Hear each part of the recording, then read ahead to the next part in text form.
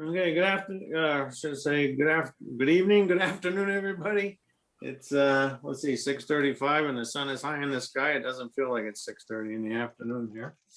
But I'd like to thank everybody for joining us tonight for our Zoom session. Tonight we have a very special guest. All right, Nelson Wolfmeier. He's a FAA quality inspector. So we're really glad to have him. Nelson's a certified airline transport pilot. He learned to fly in Alaska, and he spent the last 30 years working on both the operations and maintenance side of aviation. His work experience includes various positions in the military, along with chief inspector at a Part 145 repair station, director of maintenance for a Part 135 charter, assistant chief flight instructor at a flight school, and pilot jobs, running the gamut from aerial survey to cargo.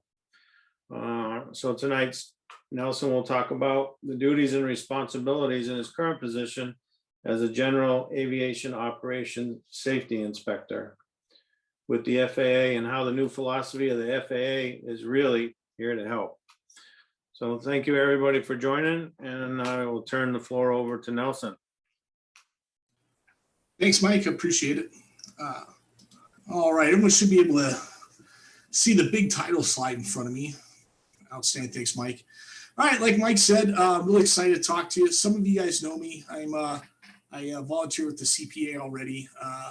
Last year, I started bugging Mike. I love to come out and talk to groups in my current job. I started picking at them last year to let me come and talk to the group, and then along the way, I got volunteered into the association to help out. Which worked out well. And then again, Mike finally hit me up one day. He's all like, "Are you ready?" And I said, "Sure." So we're going to give it a good go tonight. We're going to talk about some things, and we got a whole bunch of time at the end for some question and answers. And so hopefully you folks have some good questions for me, and we'll get started. So first, we'll start out talking about a little bit about the FAA overall. This is a large organization, the FAA, obviously, and of 46,000 employees total. ATC accounts for over 18,000 of those positions. And we have offices all over the United States, overseas in Singapore and in Brussels, and onesies in a couple other places like Guam, England, and places like that. You can see by looking at the map, it's kind of a poor map, but we have flight standards offices. We have certificate management offices, which run the big airlines like Southwest is out of North Texas, and Delta, Atlanta, and Chicago for United. And then in the Denver office here, we have onesies from a lot of those carriers too. We have a bunch of people from United, since Denver's a big hub for United.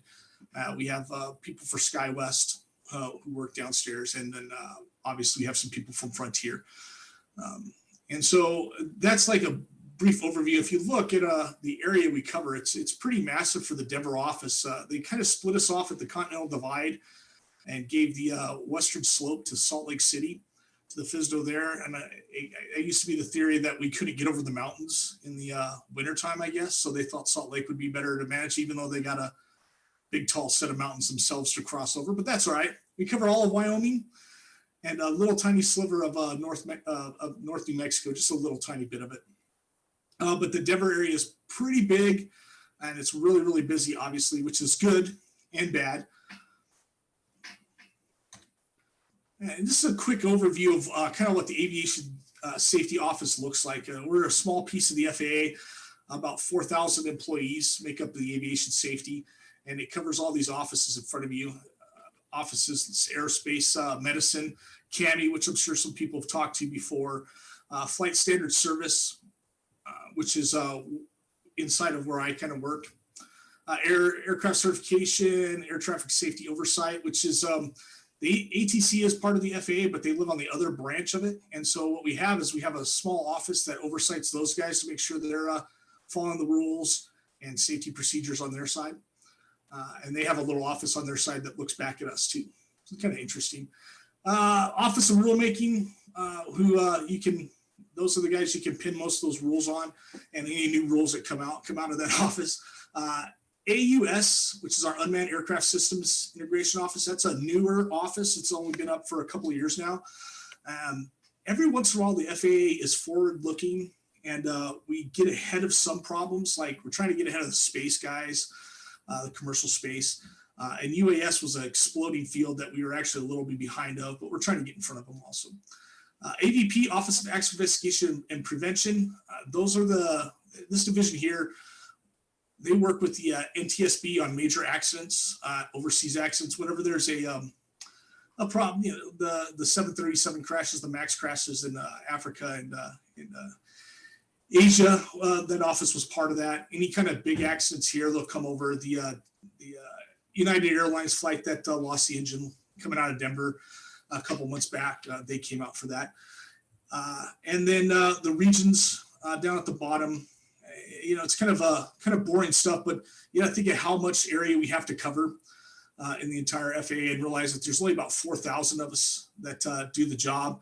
And if you take a look at the Denver office, just on the GA operation, or on the GA side, we have 16 maintenance inspectors and 8 operations inspectors, which is a vast improvement over the past couple of years, where we only had 2 ops inspectors trying to run the entire Wyoming and Colorado divisions in an office that's authorized for 12. So you didn't see a lot of FAA folks out on the ramps because of that reason right there. You didn't have a lot of interaction with them because there's just no place for them to be able to come out and visit with everybody.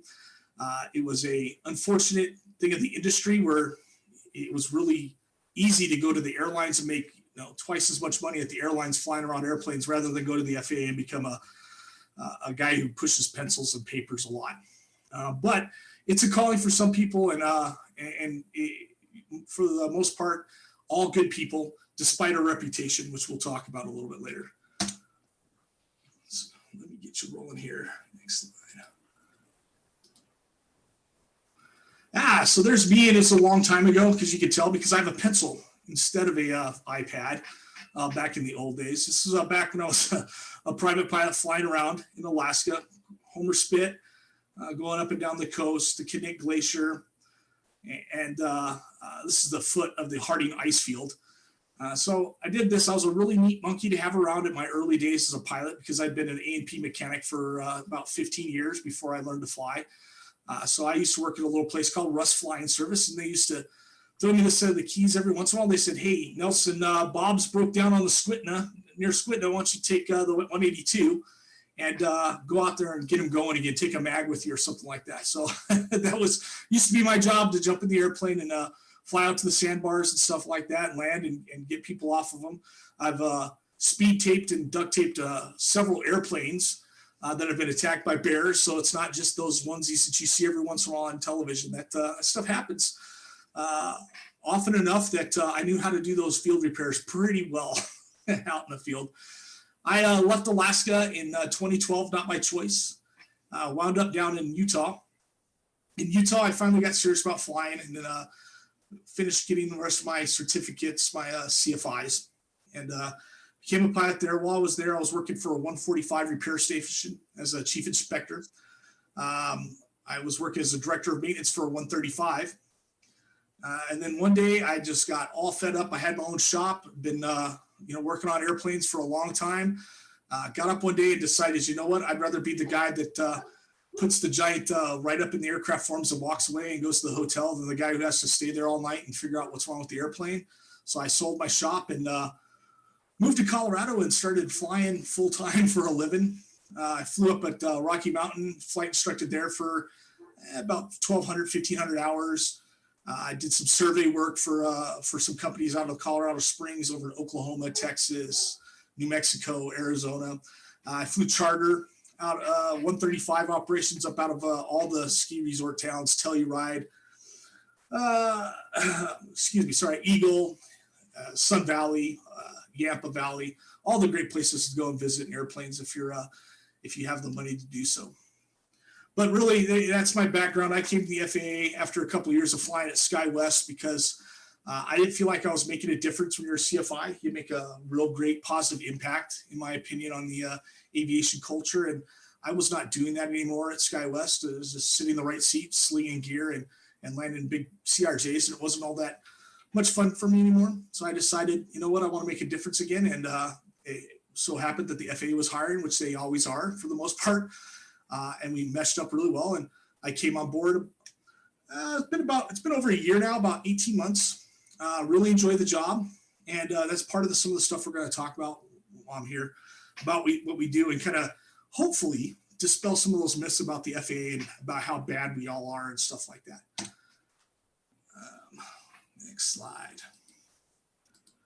All right, so what is an ops safety inspector? That's my job. And there's a lot of words on this paper, and it says lots of long regulatory type stuff, establishing work programs, following the rules, enforcing, not so much enforcing rules, but ensuring compliance with the rules. What's neat about being an ops safety inspector is that we touch almost, especially the GA ops inspectors, we touch almost every part of aviation, with the exception of 121, and even the 121, the air carriers, we do some inspections on those guys. We call them in-route inspections. We'll jump seat on them and keep an eye on their procedures and stuff. So really, we touch everything in the GA office, which makes it very, very interesting, very varied, and very, very busy. Some of the areas I cannot get this. I just clicked off of it. Sorry about that. Not as smooth as like. Sorry, folks. So out there on my job, I work with all these parts on a daily basis, and it's what makes being a safety inspector, one, pretty hard, but also very interesting. So Part 61 stuff, we handle certifications, modifications, name changes, all the flight schools that aren't 141, all the flying that's not, that doesn't fall into any of the bigger parts, anything to do with airmen certificates we do up at the office. We can come out and give check rides. One of the things we do a lot of is 709 rides to verify competency when flying still. We do a lot of just a whole ton of removing limitations and fixing mistakes on certificate errors. So that falls on the 61 stuff. The Part 91 stuff, obviously everyone knows what Part 91 is. That's the rules. But it also deals a lot with corporate flying, lots of the like Bell Corporation and Jepson, they have their big corporate flying departments, and we work with those guys under Part 91. Your air show stuff, any waivers, TFRs, stuff like that all falls under 91. Believe it or not, we have a hand in Part 105, which is skydiving. We have a small piece of it, but it usually involves the air crew and the actual the gear, the rigging that they wear. We investigate all skydiving mishaps. In fact, there was one last 2 weeks ago on Friday up at Longmont that is under investigation. And we handle that part of the 105. Part 133 helicopter operations, Part 135, which is charter operations, Part 137, which is all the ag operators, the guys spraying the fields, spraying for mosquitoes, and Part 141 flight schools.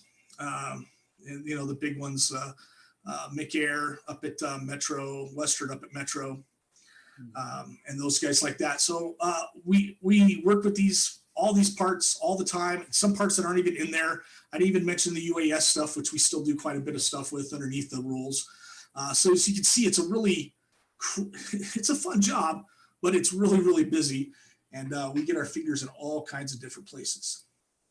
Now, this is the fun stuff that you look at, you know, accident investigation. There's a couple of things. There's a little FAA inspector hidden up there by Dagmar's airplane for anybody who was up at the Bessie Coleman at Metro this past weekend. That was me peering over it, watching Dagmar do her stuff and inspecting her airplane, making sure everybody was safe. Accidents up at the top, Steamboat Springs, when Merlin went off the runway a couple months ago. Down on the bottom left, Cherokee 6 that landed in a field, and of course the big the outside stuff, the ramp checks and stuff like that, which are all the fun parts of the job, actually, believe it or not, when you get out and get to talk to people. But for the most part, honestly, my job mostly consists of sitting at my little computer desk and working on regulations, approving letters of authorization, answering stakeholders' questions, fielding complaints, which is a nonstop thing, as we all know. congested area plans for 137 operators, training programs for different airplanes. We do proficiency checks on all the 135 folks. We do medical flight tests. We check all the DPs in the local area and just to make sure they're staying honest and doing their job correctly. But this takes up probably 80% of my time is just the paperwork part of it, which again is a kind of a bummer to me. But the 20% when I get to get out and do things, I have a great time doing it. I love interacting with people. And it makes my job so much fun when I can talk to people who love flying too, and we can discuss the things. So some of the stuff that I want to bring out specifically for everybody that the FAA has done. The FAA.gov website is really taken kind of a little bit for granted. They spend a ton of money on it. I don't think I've ever found a more useful page from an organization than the FAA.gov. And I'm not saying that just because I'm on the inside. I'm just saying that because, man, there is so much stuff in there.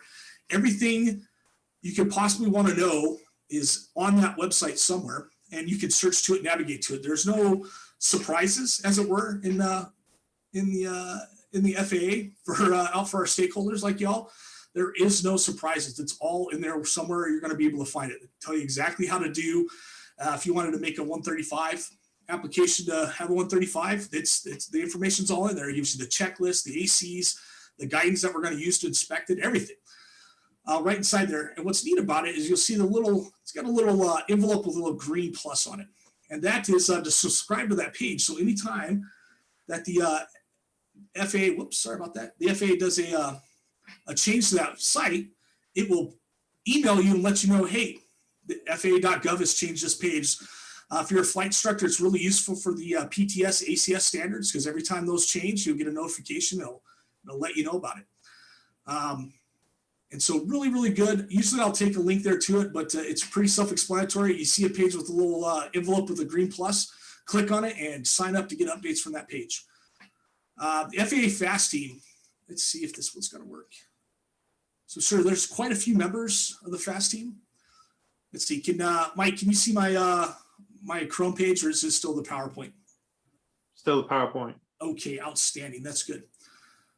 That's okay. What we're going to do is we're going to right there. All right. Okay. So there we go. So I'm sure lots of people have seen this page. I'll put this plug out there for Brian Richardson. If you don't know Brian, he is our FAST team program manager in Denver. And so his job is to do nothing but get out there and help put on all these seminars, these IA course renewals, the CFI, the FERCs and stuff like that go on. He goes out and does individual outreach programs and stuff like I'm doing. I'm helping him do a lot of these to talk to different groups of people because he stays so busy. I put a plug in for the FAST team because inside the website here, there's tons of courses you can take for credit. And it's just a great source of educational material inside there. Everything from to accident investigation type lessons learned, all the way up to how to get a UAS certificate and stuff like that. So it's a great place to go. It's FAAsafety.gov. Great resource. All right, the runway safety. This is another new program that the FAA is working really, really hard on with the runway safety folks to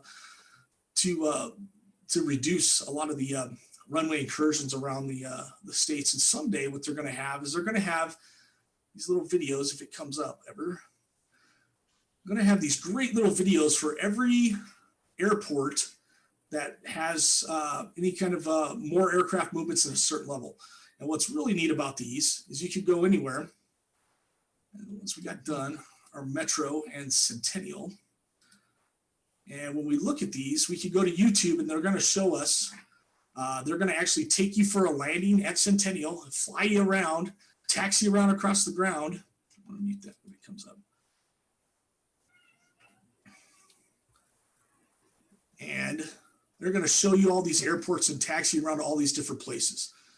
So they call this from the flight deck. Obviously, Centennial you can see, and they're actually going to go through not just the flight, but the taxiing around the whole place. You can see they got the They go specifically through the hot spots. They'll take you to the runways. They'll follow along with especially the hot spots is really where they concentrate on. They'll take you for an actual tour of those hot spots inside the airplane, and just help you out immensely if you've never been to the airport, or even if you've been to the airport a lot. They can take you through a whole bunch of these sections right here. So that's the runway safety guys. Just great. Metro, I haven't actually watched this one yet. This is a new one. They just got up just a little bit ago. Same thing. What's really nice is they'll, if you're going to any other airports, obviously, right now we're doing a bunch of the big ones, but here's Bozeman. If you're taking a cross-country trip, you can go on it and you can actually get a real-time look at the runway and the taxiing around those places. So really neat. Another little really neat thing from the FAA Gov Airport Runway Safety folks to get you going on that. Really cool. They put a lot of time and effort into those. They're great folks who do that. The last little thing that you guys know about AOPA, I highly encourage everyone to take a look at those guys and make sure that you're a member or you support them anyway. They were what protects our rights as pilots all across the United States. They're the ones who go to bat for us when they're trying to close our airports. They're the ones who go to bat when the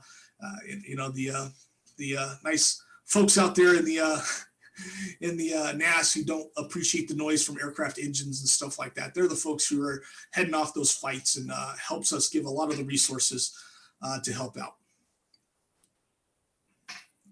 Good resources all around. So let's talk about some stuff for you guys, specifically the association. Recently, ADS-B information was protected. It was a third party held onto that information like FlightAware and stuff like that, and it never really got out into the system, even though we can track you online and stuff. The big change on this is now that ADS-B has become mandatory, this information is actually going to ATC side, and they are inspecting this every day, looking for non-compliance with ADS-B. And what all that means really is that if you've had ADS-B installed and it's got the wrong tail number input into your airplane, it's going to flag your aircraft. Or I've worked a couple of these where your ADS-B was squatting out the wrong information, and it was just simply a mechanical error. And we investigate that stuff so that you can find out about it and fix your airplane and stuff like that. Nothing more than that at this time. So we get the ADS-B information. It'll say something like, the tail number doesn't match the tail number that ATC is reporting there. Mm-hmm. So it gives us a chance to send you a little message and say, hey, November 75775, you might want to take a look at your ADS-B and make sure that it's programmed correctly because you're not squawking the right end number out there. And it's pretty easy. We didn't used to have access to it, and we never did anything with it before, so this is something new. Complaints. Boy, we average 12 to 15 a week in the Denver office. 12 to 14 of them come from gun barrel area around Metro. So we've worked really, really, really hard with the folks at those flight schools who fly a lot out of Metro and stuff like that to try to educate them on, staying away from those areas, specifically gun barrel, Louisville, Superior, that little slice of area right there near to Boulder. Boulder's another hot spot where we get a lot of complaints. They call them concerns. And usually it used to involve just noise, but then they found out that the FAA doesn't investigate noise. We only investigate low-flying aircraft and stuff like that. So then they've changed their complaints to low-flying aircraft. So now we have to investigate everyone who flies over those areas. So the reason I tell you that is if you take your airplane out for a spin, you go to Boulder or you go up to Longmont or you come down from Longmont, whatever the case may be, and you fly over those neighborhoods, they don't care so much about how high you are or anything else. All they do is they watch their FlightAware, and they write down your N number, and then they fill out a little report and send it over to us that this person flew over their neighborhood. And so we have to investigate that, as it were. So if you ever get a call from an FAA inspector after you've been flying around, we just want to talk to you and let you know those people don't appreciate you flying over their neighborhoods. I say that stuff just because there's no reason to be worried when you get the phone call, you get the message from the FAA, and it's like, this is Inspector Wolfmeier. I just want to talk to you for a couple minutes about a flight on this day. That's all we're doing is we're I don't want to say we're checking the boxes or anything like that, but we're checking the boxes. We're just making contact with the stakeholders, which are you folks, and we want to talk to you about those neighborhoods and how better to be good neighbors, as it were, out in the system. Pilot deviations is another error. I'm sure everybody's heard the term either, softer, gentler FAA or some other term like that. And really, it's not that we're softer and gentler now. It's that up until about 5 years ago, we had no choice in how we dealt with pilot deviations. There was only, we could turn a blind eye to it, or we could take certificate action, because that's how the regulations were written. There were no, really, basically before 2015, pilots never made mistakes according to the logic with the FAA. No one made mistakes. So if anybody did, they obviously did it on purpose. So 5-6 years ago, they came up with this, you get more flies with sugar than you will with vinegar, right? So we changed the whole philosophy. We'd rather have good dialogue. We'd rather have cooperation from everybody. So they came up with what they call the compliance philosophy, which means that we now have the tools to fix pilot deviations at the lowest possible level, which generally is a discussion between you and me about why you violated the Bravo airspace. Why did it happen? And that's really what we do. So there's all kinds of videos, YouTube videos and stuff like that. And they recommend don't call the tower if they give you a number, and they tell you, don't talk to the FAA ever, and all these other things. And I'm going to tell you, again, not just because I'm on this side, but because I know the system, that's not good advice, because really what's frustrating me is if you don't talk to me, then you lose the most critical part of the compliance philosophy, which is willingness. So if you don't want to talk to me, you don't want to return my phone calls, then you're no longer willing, and then we have to do something different. So I see those things because I'll also say that ATC throws out many pilot deviations. There's many phone calls made to the tower that don't make it across the FAA desk, because when they look at it, they realize that it was either not a mistake, or it was a mistake by a controller, and they throw them out. So if you have a pilot deviation, something goes wrong, call the tower, call TRACON, whoever wants to talk to you, give them your information, and then we'll be in touch with you as quickly as we can get through the system, as it were. The problem that we run into with this is people who don't respond. As soon as you don't respond, it becomes a totally different set of rules where I have to track you down, and there's nothing more frustrating than looking for a pilot who doesn't want to talk to me, which is more common than you would think, as it were, when we could have just moved on with it very easily with the compliance philosophy, which again it's nothing more than a willingness to change to learn from something, as long as you weren't doing anything illegal and you didn't do it on purpose. Which again, I've never seen a pilot get up in the morning and go, you know what, I'm going to fly through the Bravo and see how fast I can go, or anything like that. So almost everybody fits into those blocks. It's a very simple conversation, and we talk about it. It doesn't go on any PREA report. It doesn't get reported to an insurance company. It doesn't do any of those things. It stays between the inspector investigating and yourself. You guys just discuss whatever it might be. Hey, it's been 23 months since you had a flight review. Maybe now would be a great time to go get a flight review, and we'll throw that on top of this pile of paperwork right here that we did for this deviation, and it becomes a non-issue, as it were. So pilot deviations, I know I've seen the videos, the YouTube videos. I've talked to lots of folks out there, and it's a very common thing where they're telling stories about climbing out of the windows of bathrooms and stuff like that to dodge from the FAA. And I'm telling you that if you haven't done anything wrong, if it's a simple mistake, it's not something we can't work through. I can't remember what the number is. I think Drew Taitia sent out a message about how many pilot deviations we had. And in the summertime, it increases. We've had 24 in the past 2 months. That's 12 a month, even more so for June, if you think about it. And they're all pretty simple things. Flying in the Delta airspace at Metro seems to be a favorite one. Out by the Air and Spaceport, there's a little shelf of 6,500 feet that people like to fly into by accident, so they get the Bravo violation.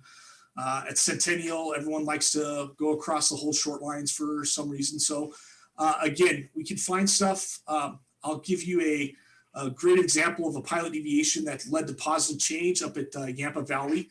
There was a couple of pilot deviations that I investigated, and I found a root cause that they moved the FBO from one end of the field, from the middle of the field down to the end of the runway. So they had a much shorter taxi time, and lots of corporate pilots and even the SkyWest and the Southwest guys had a really short taxi. I'm sorry, not SkyWest and Southwest, but Alpine.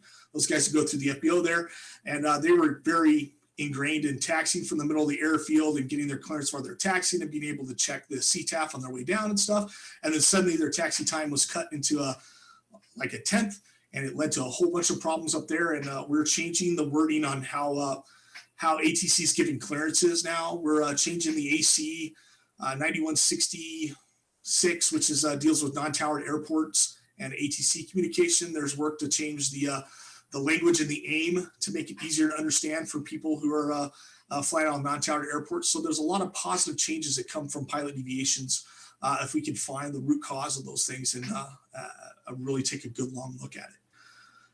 The next topic, safety, safety, safety. So it's that time of year again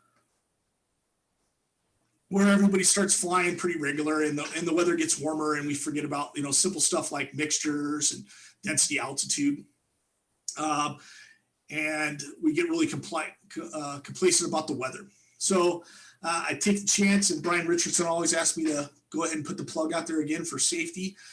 We've dealt with 5 occurrences in the past since it turned warm, since our first really nice 90-degree day at Metro alone, for people who have had poorly running engines after takeoff because they had incorrect mixture adjustments and had to return to the airport. And again, we investigate those occurrence when you come back to an airport for whatever reason that might have happened. Rough running engine, radio failure, you aborted a takeoff. We don't do those things because we want to find anything wrong with you. We do those things so we can find a root cause and hopefully narrow it down so that we can pinpoint some safety actions for everybody so everybody can learn from it. So never be worried again. You're going down at Centennial and you have to abort the takeoff because your door pops open or something like that. It's not a big deal. ATC takes down that it happened really, and that's all they really do with it. Send it over to us, and then I might give you a call on the phone and ask, hey, Joanne, what happened with your door? Why did it pop open? Was there something that can be learned? Does it happen a lot with that airplane? That stuff like that. Again, not to come after you, but to find out if we can spread a word where maybe there is something where there's a lot of doors popping open lately, and it's time for an airworthiness directive on some of that stuff so we can take a look at it. So remember, same thing on that. Safety, safety, safety. Be smart this time of year. It's really hot, a lot of thunderstorms, winds get treacherous, as we all know, and we do that part of it. Eyes and ears. I put this on here, and this is a funny thing because I've been in aviation for a long time, and I know how we feel about telling on other people, as it were. However, the FAA, myself, I try to get out as often as I can, but it's really hard for me to sit at Metro all day long and just look for people doing things wrong. Those 1 in 10 people who are the bad eggs. So we count on folks like yourself who are out there flying around who can see that stuff and to send it back up to us. I'll give you another example. I was talking to a skydiver 2 weeks ago, and he told me a story about some guys who were skydiving into somebody's backyard in Thornton. And they thought that was the greatest thing in the world, and they had super fun time doing that stuff like that. And they were doing it at night too, which was at another layer, and they were doing it from the Bravo airspace, and they weren't telling the controllers they were jumping out of there. So a lot of problems with that, right? I mean, some poor guy's just cruising underneath the Bravo shelf, and there's a parachutist in his path. It's going to be bad for both people, right? So, but the skydiver was really, really upset about the whole thing, but I told him, I was like, how could I have found that if you didn't say something to me? There's the YouTube video of the nice lady who rented her Cherokee through a flight school, I think it was, and she found out they were doing barrel rolls with it, or loops. Once again, no one would have known about it, but they posted the videos and other people started talking about it.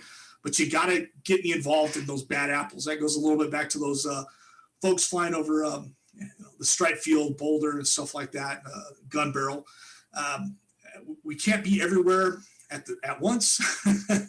So we count on concerned folks who are actual pilots and stuff like that. I love it when they call and say, hey, you know, this, I got in this airplane at this flight school and it was messed up. I wrote it up, and then 20 minutes later, that airplane was taxiing down the ramp to go fly.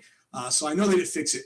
I really am interested in that kind of stuff because those are the things that are unsafe. And when we plant an airplane in somebody's house because of poor maintenance, or we park them into you know, dog parks and stuff like that, or we land them in fields in Louisville, those are all bad things that give aviation a kind of a black eye, and we want to try to stop those. So the more you guys are able to send that stuff up and just say, hey, I'm really questioning about this, the better aviation will be overall. It's like I said, we always tell everybody don't tattletale, but you know, I can't be everywhere at once. So this works really well for 135 guys because, you know, 135 operations, they spend a lot of money to be very safe and be certified. And then these guys come up with their, you know, airplanes, and they're running 135s and they're not. They run off the end of the runway in Louisville, Kentucky, and kill, you know, a couple of people on board and stuff like that because they weren't doing things right. So again, we can't catch those people because I can't spend all day hoping the needle in the haystack drops in at, you know, signature while I'm there, and I can catch those guys doing things wrong. Again, not that I want to catch people, I want everybody to do them right, but it sure does help when we can get good info from you guys. You can be like, hey, you know, this guy over here, he's doing lots of bad stuff with his airplane. Completely anonymously, we can go out and take a look at it and hopefully, you know, stop those things from happening. Mechanics who are doing unsavory things, flight instructors who are doing not good things. Those are the guys we really want to talk to, get some eyes on them and find out why they've deviated so far from the norms. Hopefully that makes a little bit of sense. It doesn't sound too whiny or preachy. All right, so here, as promised, is my phone number and my email address. From that last slide, I said, hey, I want everybody to, you know, feel free to let me know if they see something that's not going right at the airport. Those are the things I want to know about. Here's your chance to do it. Or, you know, if you're having a problem with something else or you don't understand something, I always tell, I do a lot of these at the flight schools. And I tell those young CFIs, hey, you know what, there was stuff when I was first flying that always made my brain itch. By all means, that's the kind of stuff that I don't mind. Send me an email saying, hey, I don't understand this. Where does this information come from? Why do we do it this way? And hopefully I could be able to help you out and get you some answer to that type of thing. So there you go. I appreciate the time that Mike gave me. Now here's the part where I ask you guys if anybody has any questions for me. And this goes one of two ways, right? Either a whole bunch of questions to come in and we spend the next hour discussing all kinds of neat stuff and we have a great dialogue, or we don't talk about anything and it's really quiet and I get to tell stories about flying in Alaska. So I didn't see anything in the chat. So does anybody out there have any questions? This is Mike. During your talk, I wrote it down. Maybe I wrote it down wrong. But you said something about a 709 ride. Oh, I apologize. Yeah, 709. So the all federal aviation regulations are based on the United States Code. That's the USC. And one of the USCs is 44709, United States Code 44709, which talks about why we enforce the regulations that we do and what we can do about it. So, for instance, a CFI was giving instruction and he was giving incorrect instruction and incorrectly documenting logbooks. So what that does is it generates a question as to his ability to do his job, his certificate. So what happens is I go out and I use my 44709 authorization and we retest him on those procedures and steps to make sure that he's still competent to be a CFI. And for the most part, they come out well. Most people study up for them. They realize they've made a mistake. It's not a punishment. Some people consider them a punishment, but that's not what they're there for. They're just to make sure that you're still at a level to fly. Sometimes we drift very far from the standards. As you know, Mike, since you're the safety guy, we drift from the standards, and we use that as an opportunity to test and make sure that that you're performing to the level of the certificate you have. If you're an ATP pilot, then you should still be able to fly to ATP standards. And and have the knowledge of an ATP type person. So it's used a lot for CFIs because that's where we seem to run into a lot of trouble. A lot of CFIs drift very far away. They instruct for a couple of years and they never go back to it. And they're teaching the same way they were 10 years ago, and the industry's changed a lot. So there's that. If they, you get lucky 99 times out of 100, right? Flying airplanes and pushing the envelope for fuel. Fuel reserve is a perfect one. The one time that it doesn't, you should be able to talk knowledgeably about that. But if you can't, then maybe there's a problem with your knowledge level, and we want to discuss it, sit around and do that with you. So, Right. Good question, Mike. Thanks. Now, the other one, pilot deviations. When you're talking about responding and a pilot doesn't respond, what about the right for non-self-incrimination? Can the guy say, my lawyer will contact you? Yes. Or? Yeah, actually, so the real process is kind of interesting. You have a pilot bill of rights that we give you, and inside that it's similar to Miranda rights. It's not the same as, but it's along the same, if you want to like try to simplify it. So when I say don't talk to us, all ATC wants you to do is get a name and contact number for you so that we can investigate and look into it. When I first make contact with you after ATC gives me information, I'm going to give you a pilot bill of rights. And the first thing I want to tell you is, hey, Mike, if you want to have a lawyer present while we talk, you are more than welcome to do so. And I will work everything through your lawyer. That's the part of it. So there's no self-incrimination really for that kind of thing, because really the evidence is what the evidence is. We have radar tracks. We have all these other things that go into it. And when it comes to us, I don't care if you want to get a lawyer and have a lawyer sit and talk with you before you talk to me. Joe LaRusso does it all the time. He's an AOPA pilot lawyer, and we have conversations. I don't know, I probably worked with him probably 5 or 6 times. I highly encourage it if you're nervous about talking to us. So your question goes along those lines of, well, I'm not going to make you give me a statement where you don't understand what you're doing at any point. If you want to have a lawyer present, you can. Heck, you know what? If you want to have your CFI, your chief pilot for the rental school you're flying from, you want to have those guys with you. I don't really care. The only one that I won't say like this, that if you want to get a lawyer, I'll work directly with the lawyer. If you want to have your buddy who's a 6,000 hour, Delta Airlines captain, you want him in there with you, I can't engage with him. I can't deal with him, but I'll still deal with you, and he can sit in on the briefing all he wants. It doesn't bother me a bit. So the lawyer, get yourself the lawyer, have him talk to him. What I don't want you to happen is give a fake phone number to ATC or not call ATC at all, because those are very, very bad things, because then I have to go looking for you. And when we have to go looking for you, you'll still get the same spiel when I talk to you. Hey, you're perfectly free to get it. I'll give you all the evidence I have, the same thing. Yeah. I'll give you the ATC tracks, the ATC recordings. We can listen to them together. We can do all those things together. But at the end of the day, it's very, very rare that a person flies into the Bravo and they're not actually in the Bravo, right? Most deviations are 500, 1,000 feet into the Bravo. There's not a lot of not a lot of wiggle room on that one. It's there. We know it's there.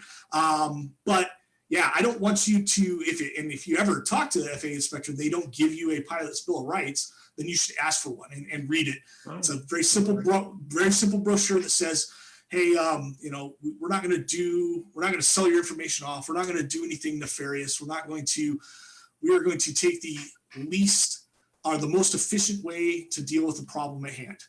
And it's very, very simple. Again, it's a process where, again, you're not self-incriminating or anything like that. If you've done something illegal, like you're carrying, 25 pounds of marijuana in the back of your airplane, then by all means, please do get a lawyer, because there's going to be some real problems there. I don't know how I'd find out about it, but it might happen that way. So, but for your everyday, again, so many people happen. It's written specifically in the guidance now. If you make a mistake because you didn't know about it, if you make a mistake because your skills have eroded a little bit, I made a mistake because you got in a hurry, those things are all things we can work through without doing any certificate action without having to go see the NTSB judge, without having to do any of those things. Yeah. But again, what I meant by that was if you give bad information, you hide, it becomes a really, it becomes a real problem for everything overall. And so by all means, just talk to us. And if you're saying stuff, again, the key to the whole program is open communication and dialogue. So like I said, if Brian were to fly into the metro airspace by accident one day, he had the wrong radio frequency turned in, he hit the airspace or something like that. What he shouldn't do is come to me and say, well, it wasn't me, I didn't do it. I'm not going to talk to you anymore, because you're no longer willing to work with me. You're not willing to learn from the mistake. Okay. And now taking a different road. If he comes to me and says, I want to get a lawyer and we can talk to the lawyer, hey, that is perfectly within your rights. Get your lawyer. We're going to sit down. I'm going to tell you that 9 times out of 10, you're just paying him to be a spectator in the background, because I'm going to handle you exactly the same way. I'm going to say, okay, Brian, you and I are going to talk about this. Why did you do it? You made a mistake. Outstanding. How are you not going to do it again? Right. Corrective action. Exactly. So they say, hey, man, I did the WINGS program online. I took a course. I went and talked to CFI, blah, blah, blah. Be like, outstanding. Don't do it again. Let's move on with life, kind of deal. So those are the simplest way to do it. Again, not self-incriminating yourself, because you're got there. But if you don't talk to us, if you don't communicate, it becomes a really bad process where there is only one recourse. I have to take certificate action. I have to either fine you or take your certificate for time. I don't want to.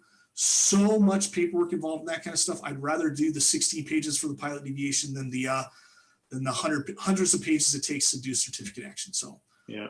Great question. Thanks. Hey, Keith, what do you got there, buddy? Hi, Nelson and group. Thanks for the time and letting me jump in here. I'm going to put a plug in for 3 programs and then I'll end with a question. Many of you know me. I'm a long time DPE, probably 30 years, and also on the maintenance side as a designee DAR. So I'm around a lot of different airports in the whole area in Wyoming. So I get out and about a lot. The first plug, Colorado Pilots Association has had an airport representative program for many years. It got a little shuffled under the rug here a while back, and we're now active again. And there's a group of people that are out and about trying to find new airport reps. So there are issues. The biggest one is probably Metro with a lot of the airports around the state. So you should have an airport rep. If you don't know that airport rep, you should find out who it is and go say hi. If you don't have an airport rep, think about volunteering to be the airport rep and take that position on. I've got the southwest area of the state. So if you're down in my region, happy to talk to you, or I'll talk to you about any of the other airports and point you towards the regional rep. We've got 4 or 5 that are covering the state. Number 2, AOPA has a similar program. They've got an airport rep program.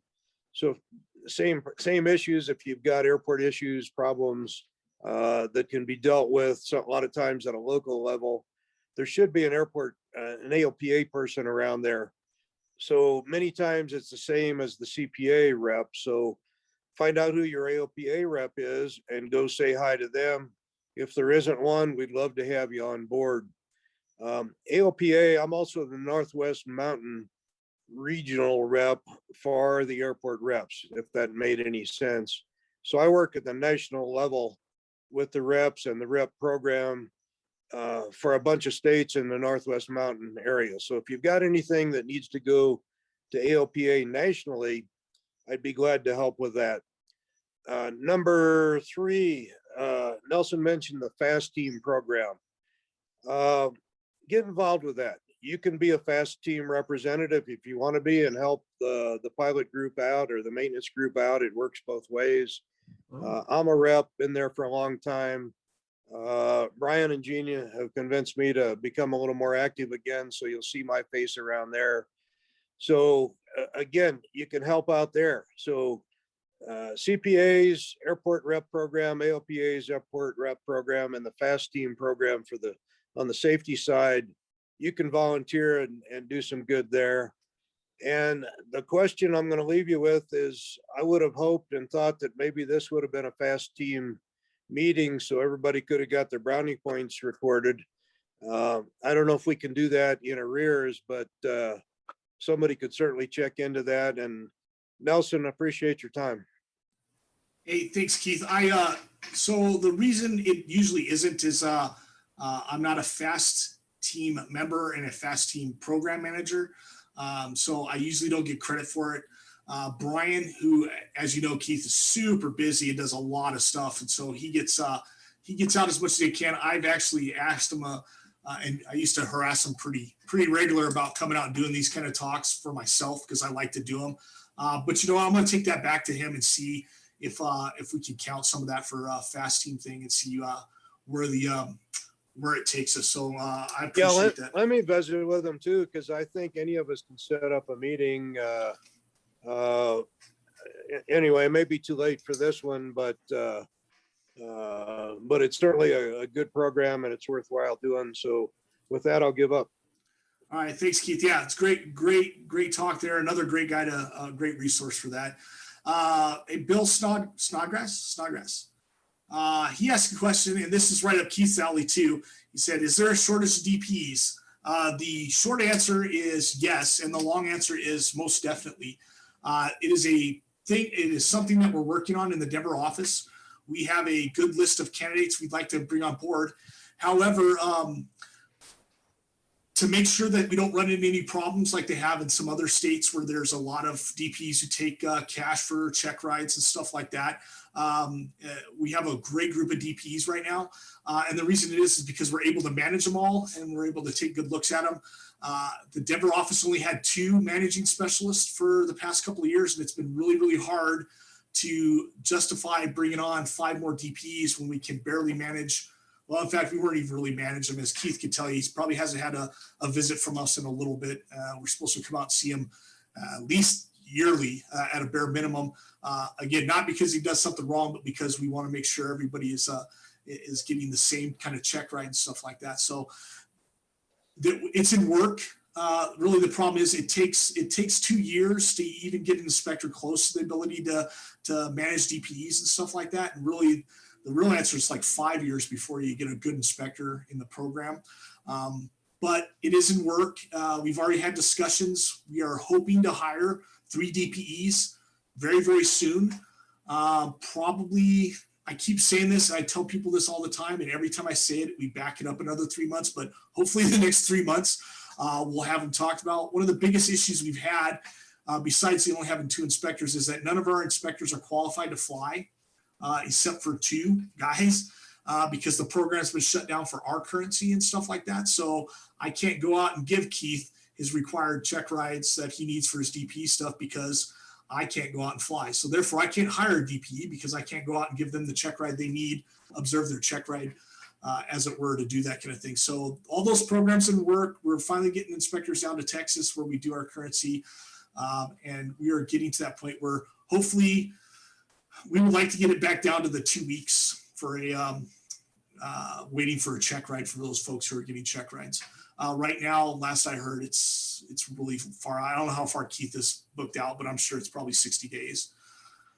I'm not out that far, but I work in the southwest corner of the state more than Denver.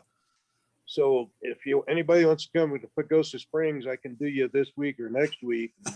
And I am still trying to make 1 trip a week to Denver and spend 4 to 5 days. Although it's much too hot up there for me, so I'm trying to hide from Denver. So if you got something, I mean, I'll make the offer to anybody that I'll do check rides in Pagosa Springs. That doesn't work really well for a private, but it does work well for a beyond a private.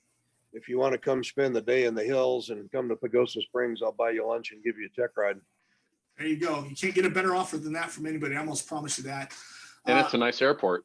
It's a beautiful airport. So again, it's one of those things I'm always upset when I have to talk about it because it's not fair to everybody that the DP shortage is here. We tend to use, the flight schools are using a lot of guys from out of state, and that's also pretty bad because I have some jurisdiction over them, but when you have a problem with the check ride, I have to go through their office to find out what happened with the DPE since we did away with the boundaries for geographical boundaries. So I always say try to keep it in the state. Call guys like Keith and Craig Thigh and Adam, Adrian, and Elliot Crawford, and all those DPs. Give them a call. They're booked out. It's a problem. We're working on it. I promise you that. I'd sure love to hear what in a future session of what it takes to become a DPE. I mean, that seems it's all in the regs. Just read it. There's actually a section on FAA.gov that tells you exactly how to apply it. Tells you exactly how to apply it, do it. What we're looking for, I'll tell you what I look for when I do the packages review. When they come through, again, we've had a couple of packages killed because we just can't get them on board. But the package I look for is people who are active in GA. So I don't want, the airline captain who hasn't seen a 172 in 10 years. We like folks who are flying still pretty regular, outstanding moral character, obviously, and those things that we can count on those kind of people. So, I mean, take a picture of Keith and there you go. There's a model DPE for you. So, and that's not just blowing smoke or anything like that. He's a good DPE. So, but those things like that, you're going to have to, have your ratings done. I mean, we're not going to hire a private pilot to do those check rides or anything like that. So it takes time, it takes fortitude, and really what it comes down to is we love having experienced guys come in and do that. The problem is that most of the really experienced guys are at United Airlines. They're flying for United and they're out there, and we really crave the GA folks, the career CFIs, the chief pilots for the flight schools. Those folks like that is who we really hope to get. But there's a lot, as Keith will tell you, there's a lot of paperwork. There's a lot of, everyone thinks this is a printing machine for money, but man, it's a lot of work. It's not easy to do that kind of stuff. So. Wow. This is Mike again.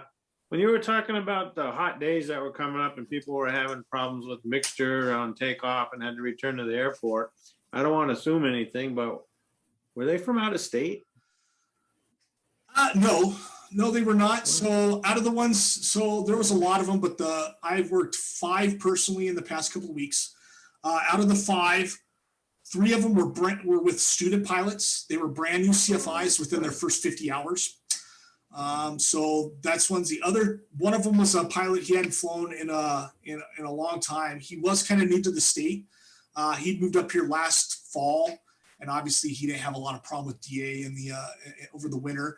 And then the 5th one was a pretty experienced guy. Still don't know what happened. Probably it was a flight school airplane, so probably already had valve plugs when he was coming out, or already had issues with it. And then I say that the mixture control, because it's like a recurring theme. I talked to CFI and all 3 of the CFIs, like I said, were all really, really new. There was student pilots. So they really didn't give us much attention to it. They probably honestly didn't, they were probably never really taught correctly how to do it anyway. So, you get the DA shot up to like 8,400 feet the other day, 8,500 feet. And these guys are out there at a, 172N model. And it's already going to struggle to climb up here at that already. Then you add in somebody who doesn't quite get it set right. And it feels good when they're, when they're in the run-up area, and then you start rolling down the runway and you're like, man, it's clicking by. And it's a little bite. I'll tell you this too. When I talked to one of these CFIs, he said, hey, you know what? The 70-50 rule, right? 70% of your airspeed by 50% of the runway. I was like, well, that's great, except for when the runway's 10,000 foot long, you really can't use that rule as well as you could before, because you're chewing up a lot of runway in a 172. So that's a great rule for some places, but for like Metro, 9,000 foot long, Centennial, which has long runways, you can't wait till you're halfway down the runway and realize, I'm only rolling at 48 knots. You need to recognize that well before then, because therein lies the problem with some of those rules of thumb we use. So yeah, he told me that, CFI, good sharp kid. He was just like, well, I had my rotation speed by halfway down the runway. I was like, that's 5,000 foot of takeoff roll, buddy. What did you calculate your takeoff roll to be? 960 feet probably. So you're 5 times your takeoff roll already, and you thought it was still okay. So obviously that was not good. But like I said, new CFI, we had a nice long discussion about it. We sat around and we learned a lot about how to adjust mixture and what density altitude does to airplanes. And he was, Yeah. well, hopefully it doesn't ever happen again. But I think that's all it takes. Sometimes is just get that one wake up call. So, Yeah. but good question, Mike, again. And then the other one I have is complaints. With the amount of construction, new construction going on south of Centennial and south of DIA, and they just got to say the plane flew low. It's not the noise issue. It's very disheartening. It is. It's I'll let you in on a little secret. It's very upsetting to me that I have to deal with those kind of things for pilots who are just going up to Longmont to get the flight line girl and get some breakfast on a Saturday morning, and I got to call them up, and I don't want to say terrify them, but I got to call them and say, hey, you remember this flight on this day? And then they're like, oh my God, what did I do? No, it's very disheartening. One of the things that is on the new ballot measure, I think I saw, was they were talking about that's going to now be a type of, not easement, but something along those lines, where basically if you buy near an airport or in a flight path, you have to sign when you buy the house that you're buying a house in a noise area, and that about. They do it in California. They need to do it here. They're building 1,600 houses down by Peterson Air Force Base, just on the other side, like directly right there. And I'm like, does nobody think about that stuff? I mean, look at Green Valley Ranch. They built DIA several. I mean, I've lived in Denver since 1980, and you know what? I'm stunned how much we've grown, right? And part of that is we've grown right to the airport, and then people buy the houses, and then they have the audacity to complain that the house, I bought a house, it's noisy out here. Well, you bought right next to an airport. That's why you're able to do it. The same thing happens with Centennial and Boulder. They all have the same kind of issues. People bought houses in the neighborhood, and it's very loud to them. The noise abatement meetings at Metro are very, very, very, they used to be very stressful. There used to be really upset people there and yelling and stuff like that. And as the FAA, we don't regulate aircraft noise. I mean, obviously, I guess somebody could invent a muffler and put it on a 172. That would be pretty cool. But aircraft noise isn't what we regulate. So they figured that out, and they usually go with a low flying complaint. And they're very crafty. These people have a lot of time on their hands, and they don't really. I'm just telling you the truth. They sit there with FlightAware, and they just, an airplane comes close to a little bubble, and they're writing it on your tail number, and they're going to send it to me. And it is disheartening. It's really unfortunate. However, that being said, there are places we need to be better neighbors, and Jefferson County, prime example. They shouldn't be letting people build all these houses so close to the airport without some kind of backup plan, some kind of statement saying, hey, you're living next to an airport, just so you know it's going to be noisy. We handle complaints. You'd be amazed at some of them that come in. We get complaints about the firefighting guys flying in and out, and the noise they make. And I mean, I guess we could let the whole state burn, but that wouldn't be any good to anybody either. So, but yeah, it's disheartening. That's why I say AOPA, CABA, the Aeronautics Board, those guys, that's what they're there for, is to, David Wells, he talks about it all the time, and they can't have a position on it, but you know what? They're the people who see the laws, the draft bills come across their desk. And, there was the one he was talking about that got defeated last year for $10 landing fee, I think it was. Was that what it was, Brian? It was like $10 landing fee is what they were trying to get passed. At Metro? Yeah. Yeah. They don't know what they're doing. Yeah. So, but that's the thing, is that eventually what's going to happen is they'll get somebody who's crafty enough and has enough money. And as we all know, nobody in aviation has any money for the most part. So we have to protect ourselves as best we can. So, and part of that is also being a little bit better, ambassador for the community. When you're going to Boulder, yes, you have to fly over Gun Barrel, but do you really? Can't you just cut across? What is that? I can't remember, not Highway 7, but the little road right there, 30, I think it is. Yeah, you can fly over that road. You wouldn't fly over those houses. Do you have to go into Longmont when you leave out of Metro? Do you have to fly over Superior and Louisville? No, you can fly over 287. It takes you, what, a minute longer to get to that spot and head out that way. And you don't have to worry about it as much rather than just buzzing straight over Boulder. Those are the things we deal with. And we just want to, especially the flight schools who fly, 45, 50 hours a day on their airplanes with all the airplanes they have, and they're going over those areas. So it's done well. The complaints did drop for a while. And then they've re-energized lately all of a sudden. And it's not just the weather, it does it. It's just the time of year. I guess they're really upset about it. So it is disheartening, Mike, but again, that's why we have those, AOPA is there to protect our back. The Aeronautical Board, that's part of what they do. And this group right here has a very good cross-section of people who are very smart and love aviation. And that's what helps us protect it too, is have an organization like this. Thank you. You got it. Nelson, I think you mentioned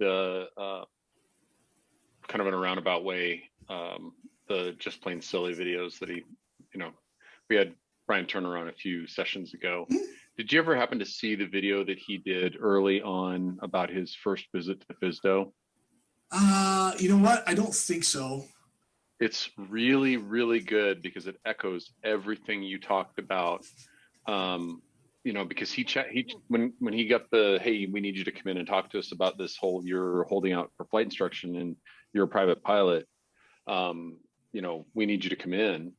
And he talked with some folks and they were like, yeah, you need to get a lawyer, don't go in. I mean, just all the really bad things. And he was just sort of like, I'm not really sure why I need to do all that. And so he just went in there, very open-minded and actually had a really good experience and reported back on that. And I think it did a really good service for just the process that happens when you have to do that.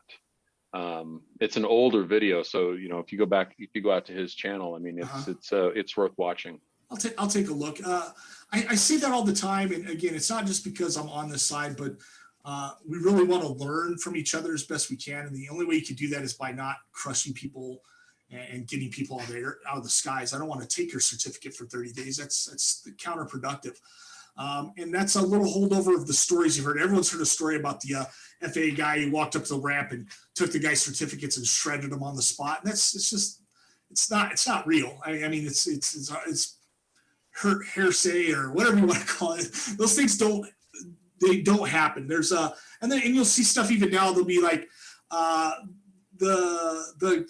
DP in San Antonio who was terminated by the FSDO down there. Oh, he didn't do anything wrong. There was nothing wrong. You know what? There's a list of things that person was doing that nobody knows about and we're not allowed to talk about. But I promise you, it wasn't just because he sat in on a meeting and laughed at somebody's joke. There is always more to the story, generally speaking. So again, when you hear the 709 is a great example, Mike. When you hear somebody at CFI say, "Oh, I got a 709 from the ride from the FAA, and it was totally unjustified," stuff like that. No, it wasn't, because I have to do a mound of paperwork just to get to that point. And I don't want to do it because it takes a lot of my time to do that kind of stuff. I'm more than happy to do it. I get paid to do it, but I don't want to have to do those things because I want everybody to do things right to begin with. And I don't want to have to come out and give them a check ride because it's just, it's that kind of stuff that just doesn't work well. So again, I hear those stories a lot. I talk to somebody, they're like, "Oh yeah, the FAA took my medical, blah, blah, blah."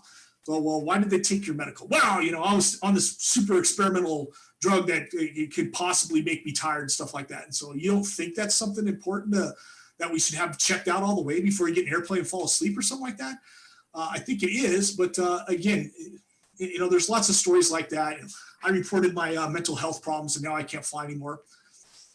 Did you report it after you already had your medical and you went back to it and then you brought it up? Then those are things that make you look suspect a little bit, So I tell everybody, just be open, friendly.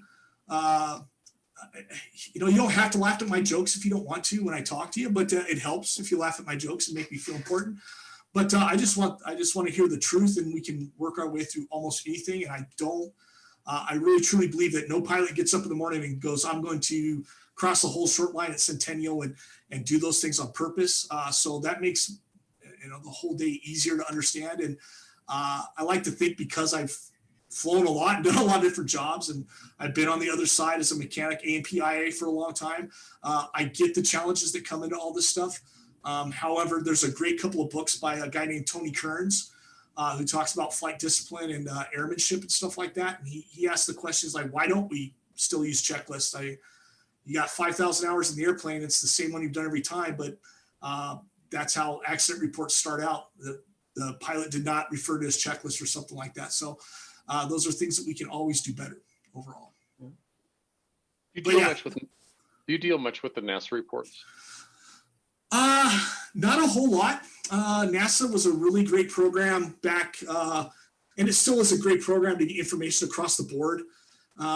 But if you, let me put that, we just don't. We get a lot of data from them.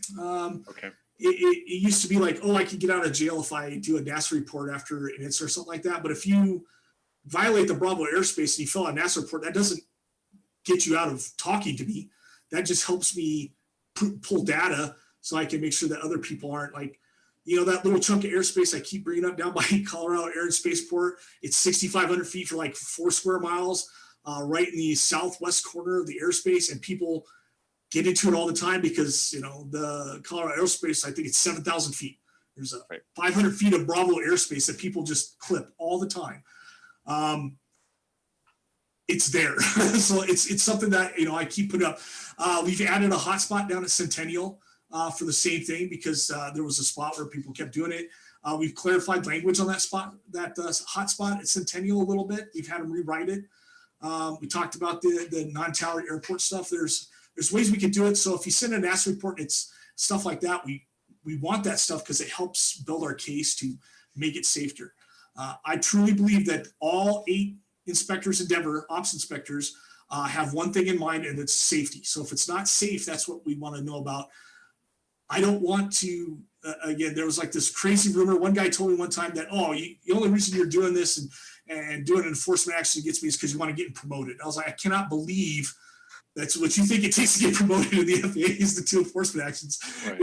It is not how things work. So I want it to be safe. All the inspectors want the same thing. They're all going to work with you, and they're going to follow those same set of rules. The pilot deviations are a classic example. Did you do it on purpose? Was it reckless?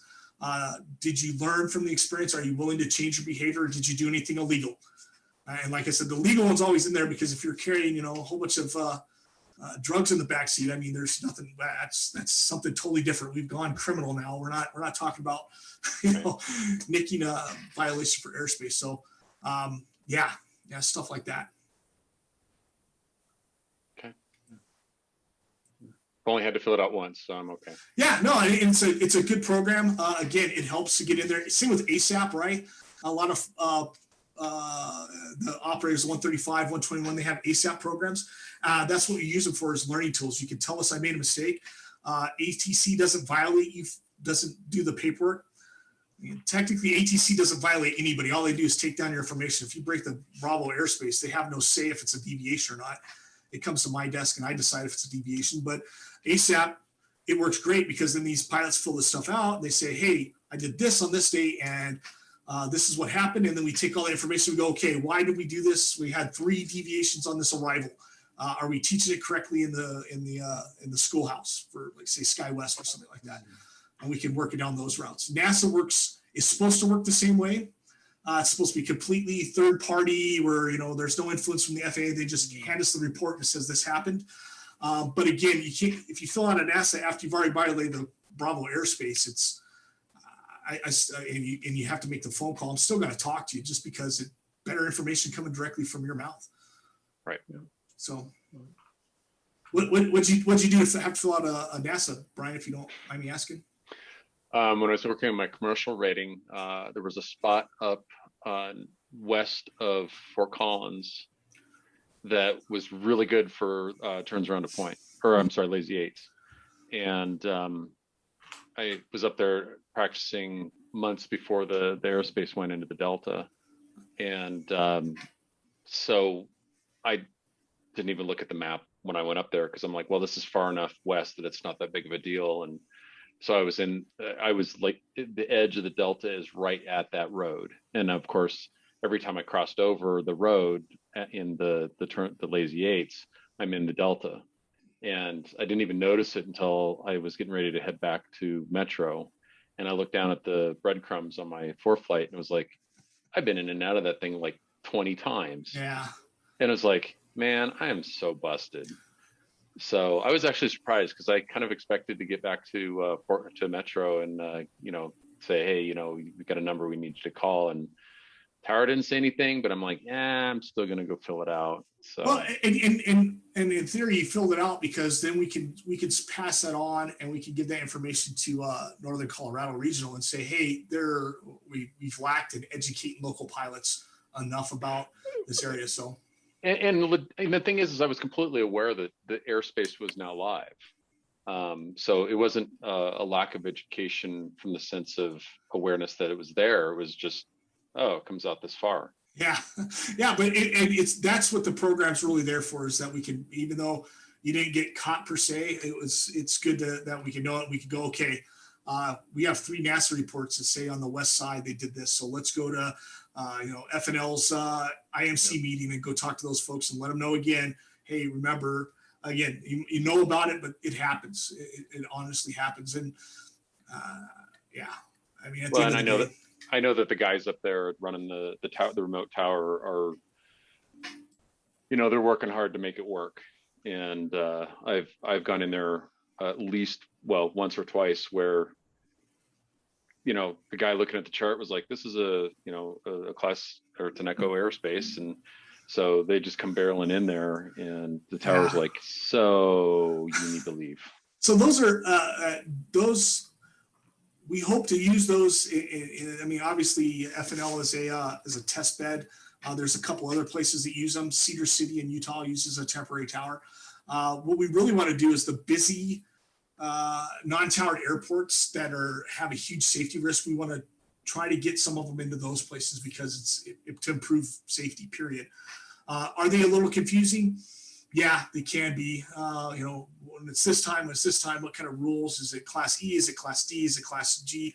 All those things come into it, but they're overcomable. The level of safety they provide for sitting in there and doing it is worth the trade-off for that kind of stuff. So hopefully, again, I can't remember what the exact numbers. I think it's a huge number of operations, like 100,000 operations before you could put a control tower in someplace. And you got some of these places like Yampa Valley who get a ton of operations in a 4-month span where they're, having 50, 60, 70 airplanes, jets coming in there, in a 5-hour time span. And it's really dangerous. So what's the option there? We can't put a tower in there, but can we look at putting a remote tower in there? Yes, we can do the studies, see if it works, and hopefully make that place safer, like we've done at other places. So it's a perfect example of these programs that we're trying to put into place for you could voluntarily tell me what happens. Hey, I had a young CFI call me a couple of weeks ago. She said, hey, I went into the Bravo.